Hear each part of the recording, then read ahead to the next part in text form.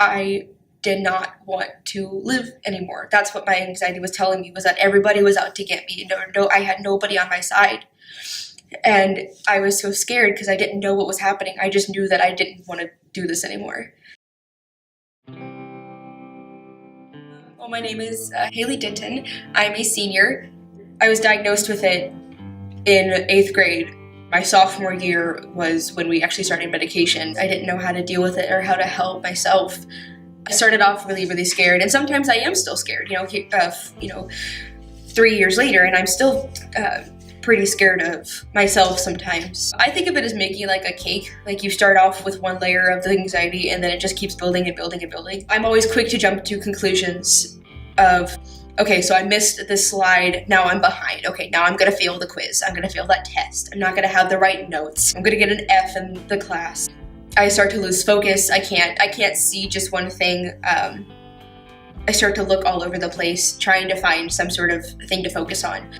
My leg will usually start bouncing pretty hard, so that I always try to stop that. But sometimes sometimes you just can't, and it just has to happen for you to get out of that anxiety attack on your own. I might start doodling on things or just kind of writing back and forth, trying to get thoughts out of my brain, I guess. And hopefully by that point, I'm trying to rationalize with myself, trying to use some coping skills about, okay, we'll deal with it later, or, put it away, put that thought away and we'll deal with it later. At that point, I feel super tired and just mentally exhausted and physically exhausted too, and it's a lot of hard work too. I get really anxious when I feel like I'm out of control of any situation. In class, I can't control how fast the teacher talks or how fast they go through their lesson. There are things that I can do to control my situation outside of school. Doing my makeup has definitely helps with some control things, which a lot of girls criticize, and I've been criticized a lot for it. I'm not doing it to impress anybody. It's just a control thing. I like to control how much eyeliner I want to wear this day, or how much eyeshadow, or control the color of what I want to do. Or my hair. Sometimes I like to wear crazy hairstyles for just no reason, because it's what I have control over. There's so many things in life that I don't have control over, but there's the little things that I do, and they make me just a little bit less anxious. 9 out of 10 times the things that you think will happen usually don't. That's the hardest thing about anxiety, is that you have to keep rational.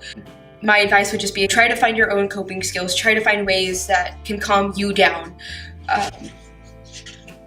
Try not to stress about what other people are thinking if you're doing your own coping skills. It's what you feel is what matters the most.